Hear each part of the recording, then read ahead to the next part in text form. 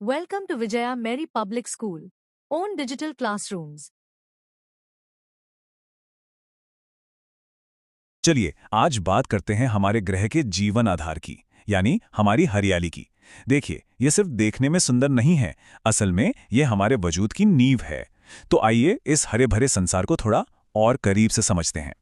देखिए, इस एक लाइन में कितनी गहरी बात छिपी है कि पृथ्वी पर जीवन का आधार प्रकृति है और हरियाली उसका सबसे खूबसूरत तोहफा है।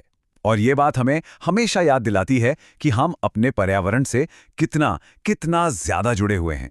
तो सवाल ये है कि ये शानदार हरियाली आती कहाँ से है? जवाब सीधा है, हमारे पेड़ पौधे। और सोचिए, ये सिर्फ हमारी धरती को सजाते नहीं हैं, बल्कि वो सबसे जरूरी चीज बनाते हैं जिसके बिना हम एक पल नहीं रह सकते, ऑक्सीजन। अच्छा, एक पल के लिए जरा सोचिए, क्या होगा अगर ये सारी हरियाली अचानक गायब हो जाए? क्या होगा अगर हमारी पृथ्वी पर एक भी पेड़ पौधा ना बचे? हाँ, ये सोचने में भी थोड़ा डरावना लगता है, लेकिन ये सवाल बहुत जरूरी है इसके महत्व को समझने के लिए।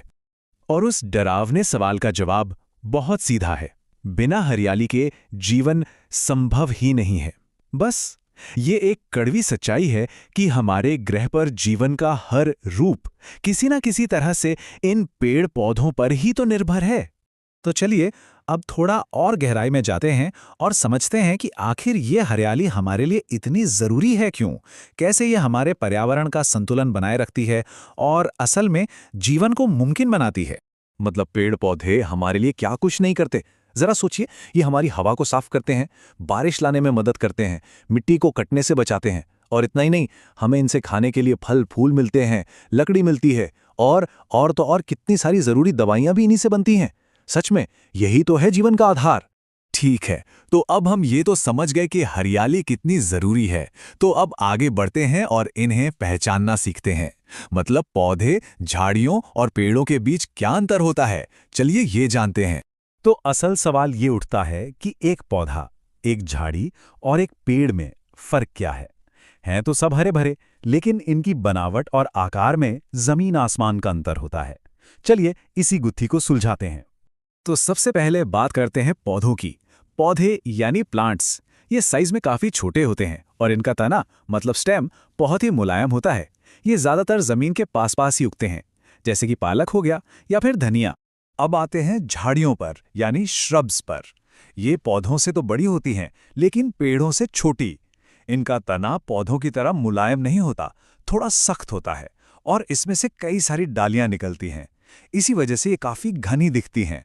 सबसे अच्छा उदाहरण है गुलाब का पौधा या फिर गुड़हल। और आखिर में आते हैं वृक्ष यानी हमारे पेड़। ये तो इन तीनों में सबसे बड़े और विशाल होते हैं। इनका तना बहुत ही मजबूत और मोटा होता है, जिसे हम ट्रंक भी कहते हैं। ये बहुत ऊंचे जाते हैं और इनकी शाखाएं ऊपर की तरफ फैलती हैं, जैसे हम सबने देखा है आम का पेड़ या नीम का पेड़। तो चलिए एक बार फटाफट से इन तीनों के बीच का अंतर देख लेते हैं। सारा खेल तने का है। पौधे का तना एकदम मुलायम और जमीन के पास, झाड़ी का तना थोड़ा सख्त और कई शाखाओं वाला, और पेड़ का तना सबसे मजबूत, मोटा और ऊंचा। बस यही इन्हें पहचानने का सबसे आसान तरीका है। तो अब जब हम पौधों, झाड़ियों और पेड़ों के बारे में इतना कुछ जान गए हैं, तो अब आते हैं सबसे जरूरी हिस्से पर, हमारी अपनी जिम्मेदारी। क्योंकि देखिए, सिर्फ जानना ही तो काफी नहीं होता है ना?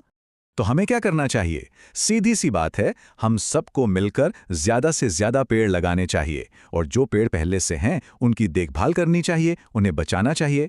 सिर्फ इसी तरह हम ये पक्का कर सकते हैं कि हमारी आने वाली पीढ़ियों को भी प्रकृति का ये अनमोल तोहफा मिल सके।